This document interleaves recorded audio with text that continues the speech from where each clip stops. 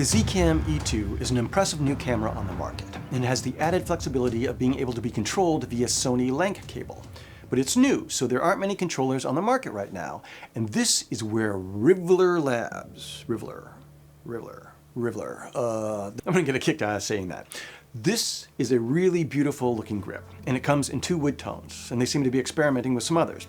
It's also not cheap, with the least expensive model, this one, clocking in at a stomach-churning $350. That's a handle that costs 15% of the cost of the camera itself. It attaches via rosette, so you'll need a rosette adapter for your rig. RVLVR Labs offers a nice one, a slimline version, for about $40, but it attaches directly to the camera and not so well to a rig. The RVLVR Lab has 2 flywheels. Click the flywheel and you can switch to another parameter, making it possible to control 4 parameters from the handle. For example, shutter, aperture, ISO, and zoom.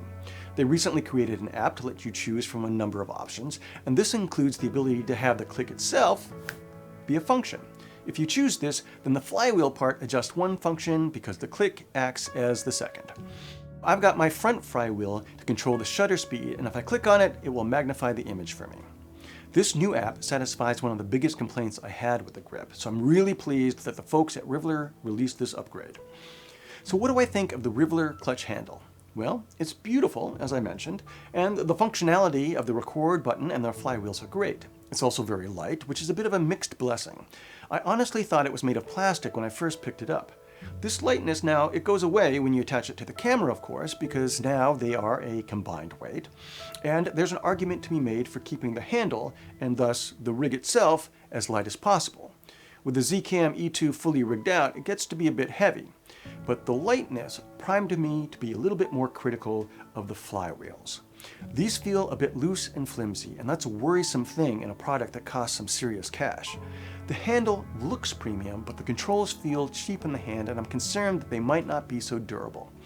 So, do I recommend the RVLVR handle?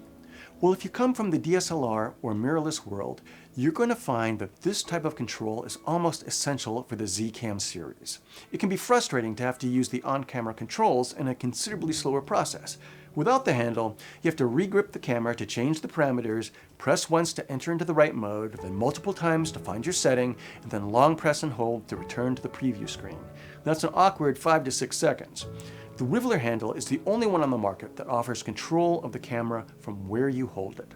So if you want that level of control, you have no alternatives. So yes, I'd recommend it for the functionality, with some limited expectations around durability at this point.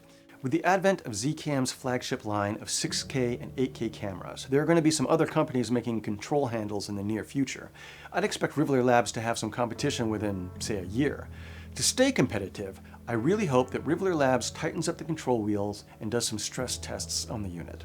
I suspect that the internal parts were made by somebody else, and thus the cheap feel isn't really what RVLVR Labs had in mind. But if they can improve on the feel of the handle, I think they can keep their price tag, at least for the time being.